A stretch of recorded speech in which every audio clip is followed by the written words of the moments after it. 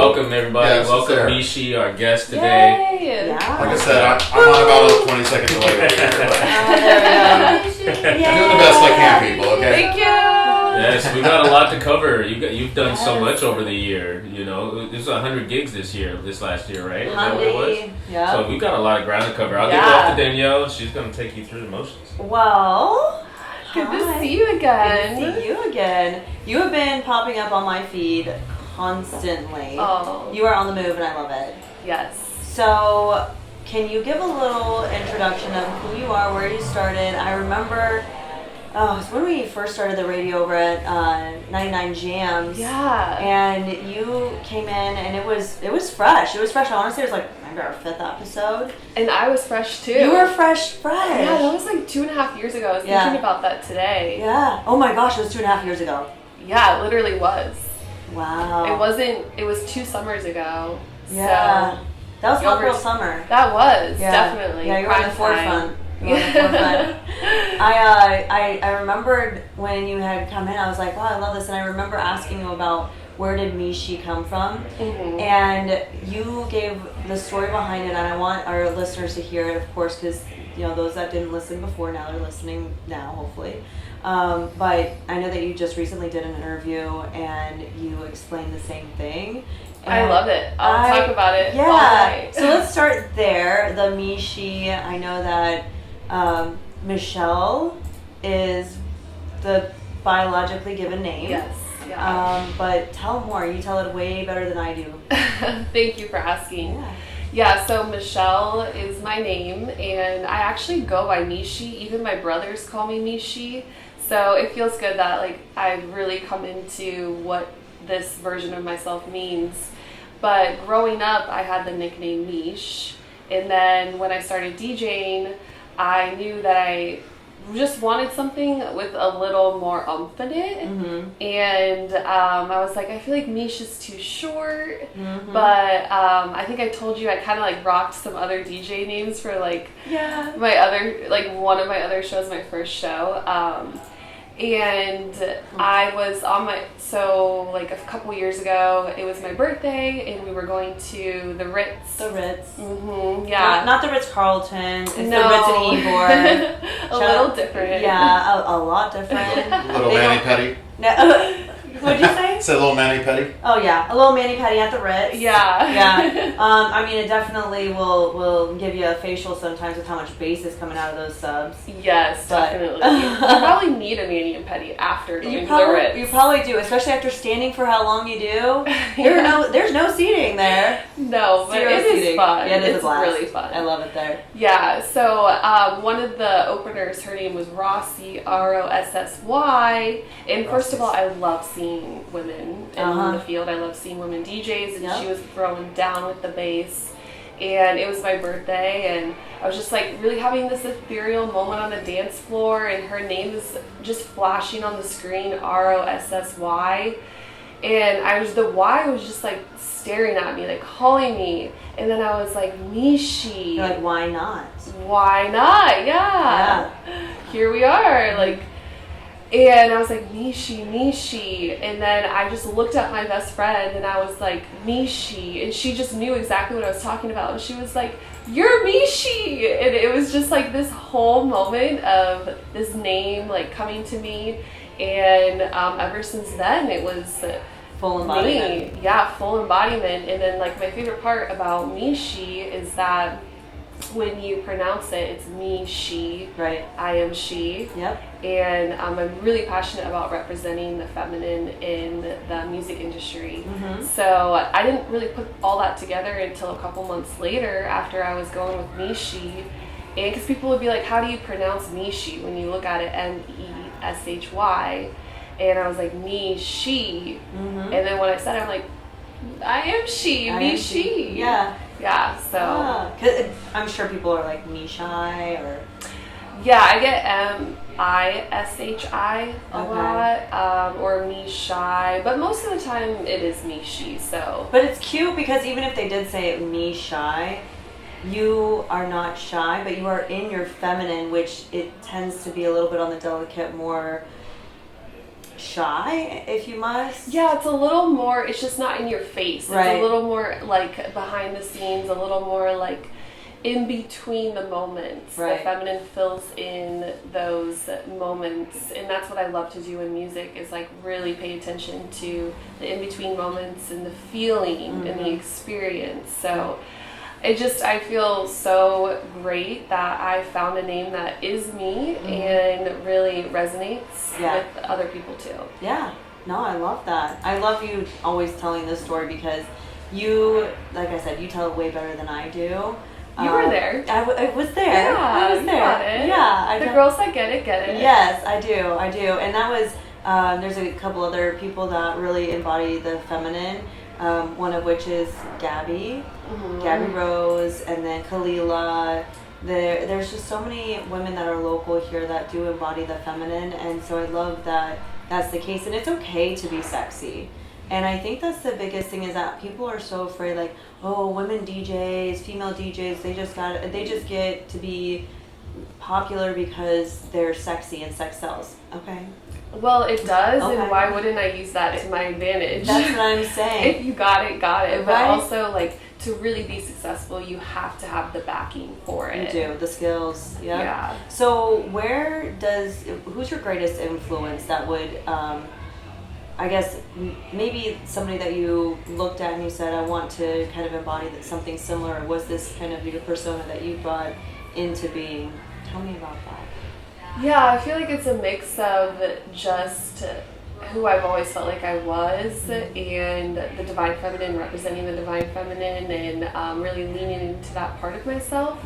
But when I started getting into music, LP Giobbi, I love her. She like plays the keys, and I love her music. And I saw her at Sunset Festival maybe like 3 summers ago, and she was at one of the smaller stages before she really blew up. And I walk in to the area, and she's like playing on the keys with house music, and she has a montage of all these really influential historical women playing on the back behind her on the screen, and those were her visuals of like just a beautiful representation of these women throughout history that have changed history for women. And I was like, wow, I love her, I love what she stands for, I resonate with it. So I started following her, and she's blown up, and I actually met her over the summer, and I'm in her production course called She's the Producer. I like that. Yeah, and she has like Alicia Keys come on and does a lesson about vocals. Like, she has really represented the feminine well, and she has an organization called Femme House. Oh, I've heard of Femme House. Yeah. Yep. And so they do like bookings throughout festivals, and for Miami Music Week coming up, they're doing a free workshop in Miami. Really? They do it every year, so I'm definitely gonna go to that.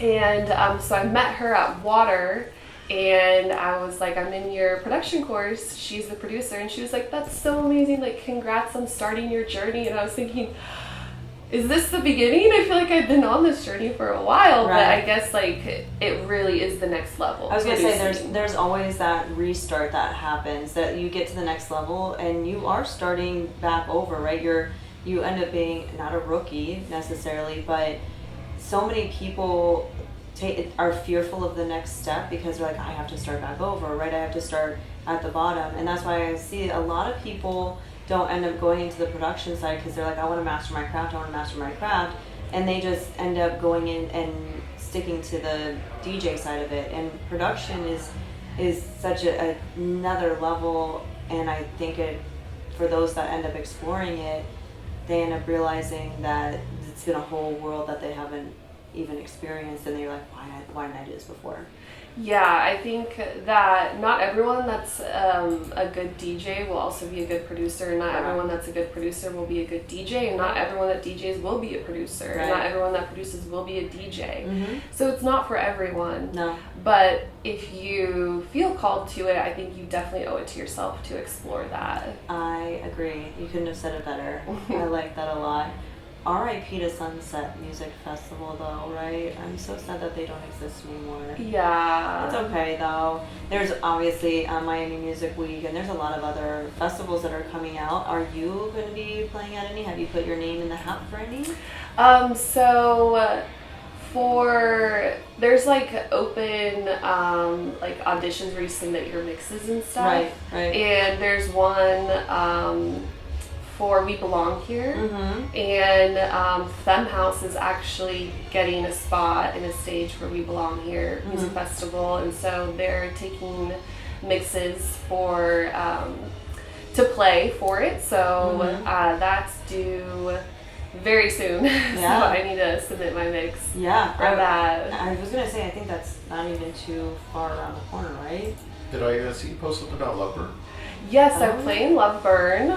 So I'm really excited about that. Last year I played, and it was my first Burning Man Love Burn experience, and I You kind felt of the burn?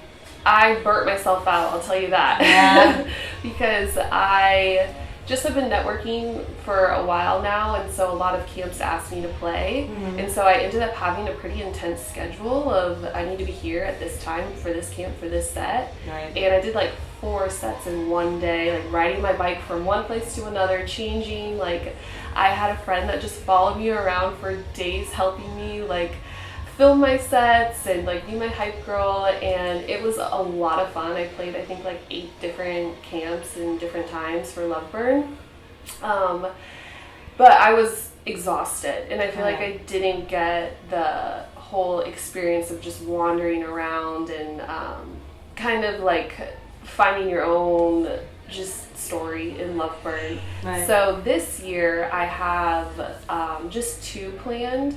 And, you know, if other places ask me, that's great. If it feels right, I'll do it. But I'm excited to just kind of flow a little bit more. But also, I'll be playing at Sky Bar again, which is like the downtown scaffolding. And I'm going to have a violinist with me, and I'm going to be filming it for YouTube. Yay. So I'm excited. And that was like so big for me last year. I played Friday night on the scaffolding, and fireworks were going off behind me, and then That's so cool. this art car came for the whole set and did the fire, like the octopus art car did the fire for the music that I was playing. And it was just like such a magical, amazing experience. And Sky Bar emailed me after and said that was the best set they've ever had there. Oh my gosh. So yeah, I feel that felt amazing. That was like a huge moment for me. So I'm going to be playing again this year. Oh, that's awesome. Yeah. So I think that's important for people to realize is that there's not just the audience that you have to be paying attention to, but even other art installations around you, that if you can feed off of those and feed into them equally, because you're a conduit, right? You're feeding out, and it's in return feeding back to you. I've talked to Kalila about this before, and I think it's very, very neat that they said that, because I can guarantee you were looking around, you were embodying all the energy that was coming in with everything else that was being played around you or being put together and brought to you. So and that takes talent.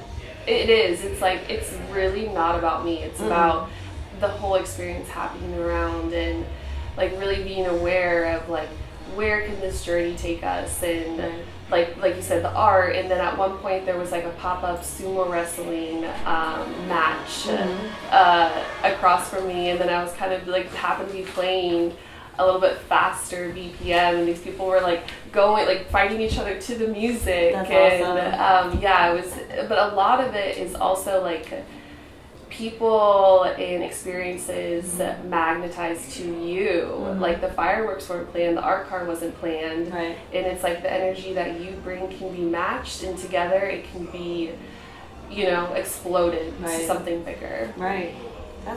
I love it. That's why I love festivals. Is it's just like you're so in the experience. It is. It's so magical. I love. We talked about Dirty Bird and the experiences. Yeah. One day. I love Dirty Bird. There's just nothing like it. No, you know, there's not. There hasn't been. I haven't experienced. I'm sorry. I just haven't experienced anything that was quite like it. Me neither. And when it's done right, it's just magic. You know? I can't.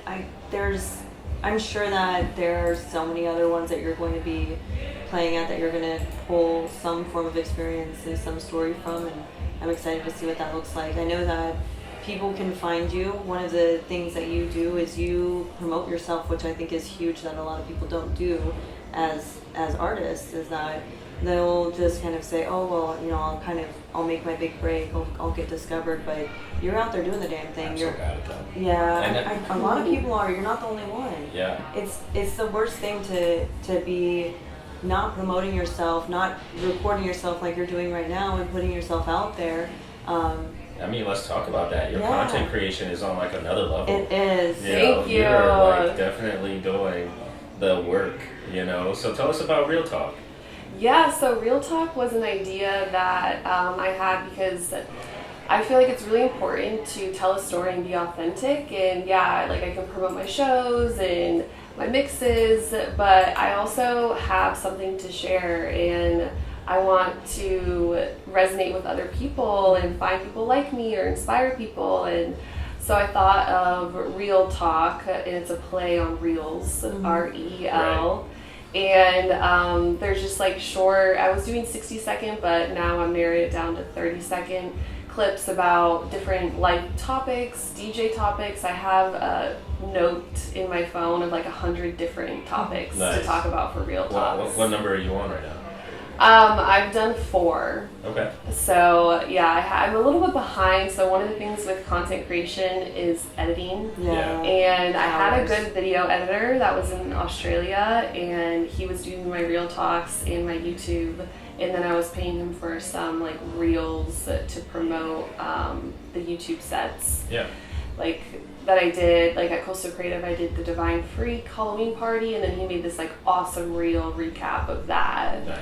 But he got a full-time job and was like, yeah, I can't do it anymore. And I was like, oh, I lost you. So now I'm doing my editing again, and you know, it saves money and it gives you full creative control. It's just now I have a big stockpile of editing to work on. I get that. We got some help for you though too. You know, this guy that we lean on pretty heavy around here. His name's Janzer Aesthetics. Okay. Yeah, Awesome. look him up. He's went to school for videography and content, and all that. He's top notch. So you know, it's something that you can keep local and probably won't cost you an arm and a leg too. You know? Yeah. So I know sometimes it can be like that when it's local work, you know, and it's easier to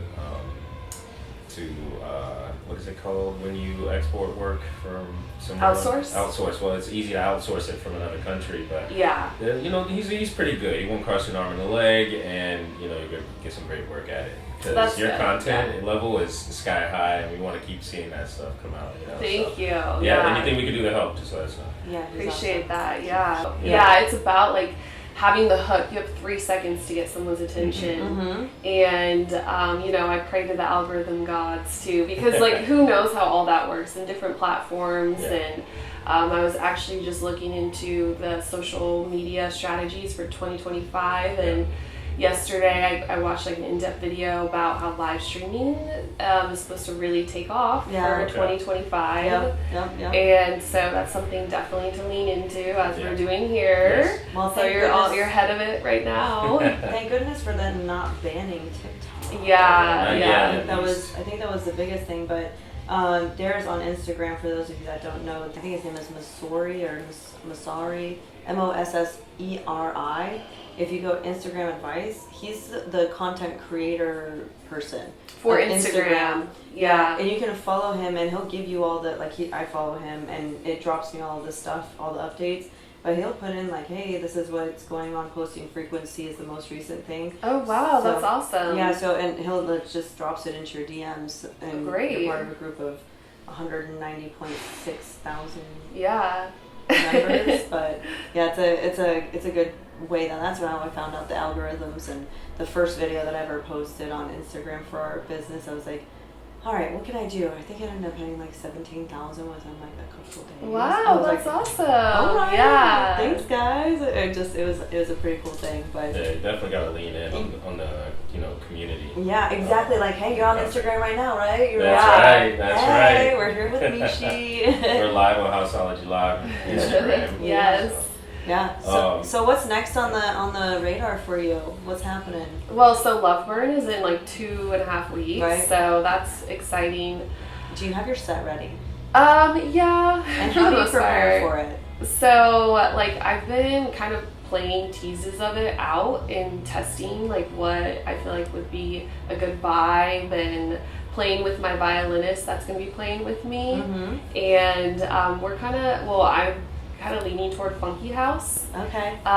Because for like the downtown Friday night, I want something upbeat, and also having the violin on funky house. I've never seen that before, and we did that at Saigon like 2 weeks ago, and it was the best feedback I've ever gotten. So many people went out of their way to message me and tell me that was their favorite set they've ever heard me play. That's awesome. And I was like, yeah, like bringing something different, bringing a different sound, like funky house, disco house with the violin. Mm-hmm. So I'm feeling like still bringing that to Loveburn. Yeah, I think that's a good move. But funky house though, I noticed that I jumped in and out of that on Beatport, and it's actually got a lot of great music in it. And so does New Disco. New Disco, yeah. People I was surprised, New Disco isn't quite as disco-y as you would expect it to be. Exactly. Yeah, it's got some really great remixes of some classic tracks. Like there's an excellent and amazing remix of Like a Prayer. It's so good. Yeah. It's so phenomenal. But yeah, that's good to hear that you were playing that, because I've been drifting in and out of that when I've been playing at home.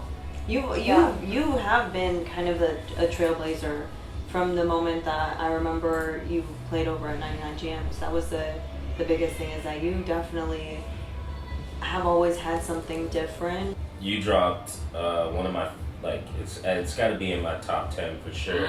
But you dropped Purple Disco Machine's Drop the Pressure remix on me. Caught me completely off guard, and I was like, okay, I got some respect. You hit the top notch on that one. That was a fire set. It was Purple Disco Machine. I love a lot of Purple Disco Machine. I love Purple Disco. Personally, I hate disco, but I love a lot of Purple Disco Machine stuff.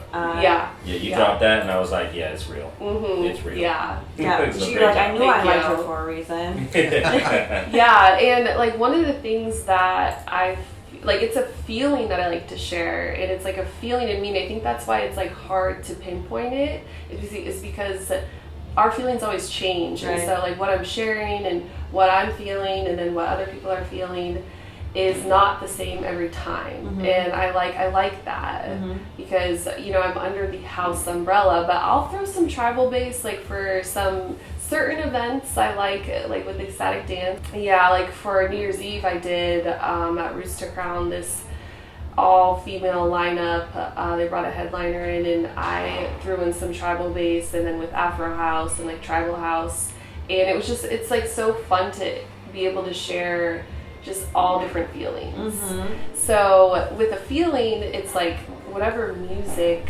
resonates with me at that time. Mm-hmm. And so what I was going to say is that sometimes I get in my own head, and this is just continuing to show myself where I can grow in the industry, is I fight myself between what I think I should play and what I feel like I should play. Mm. And I've always learned that when I follow the feeling, you can't go wrong with that. Whereas if I'm back there, like, what should I play next? What do I think I should play? When I'm in my head, that's when I start doubting myself. So I'm really leaning into like following that feeling. Yeah, follow your heart. That's a good thing to do. So how can people find you? Yeah, so Instagram at MEESHY Music, MEESHY. YouTube, which is another big platform that I think is so great to show yourself as a DJ. MEESHY Music. TikTok, MEESHY Music. Those are my main ones. Okay. Yeah. I like. Now, you said that in 2 weeks you're going to be doing the Loveburn Festival. Yeah. Let's promote that. Yeah. Let's keep that going. And then that'll be on YouTube too. Okay, so good. Yeah, if you don't make it to Loveburn, you can always experience it. Well, we like to experience. I've always wanted to go to Loveburn. Yeah. Always. Mm-hmm. You know what? Road trip. Yeah. It's south, right? It's south of here, right? It's Miami. Yeah. Yeah. Mm-hmm. Yeah, very good. Nice. Excited for you. Thank you. I'm very excited. Well, thank you for sharing everything with us. Well, thank you so much for having me. Like 2.5 years later. I know. Look at that. I'm so happy you're here. I'm so happy. Thank too. you. Please stay here with us for the day. Awesome. I'm here for it. Yay. You got me all night. Love it.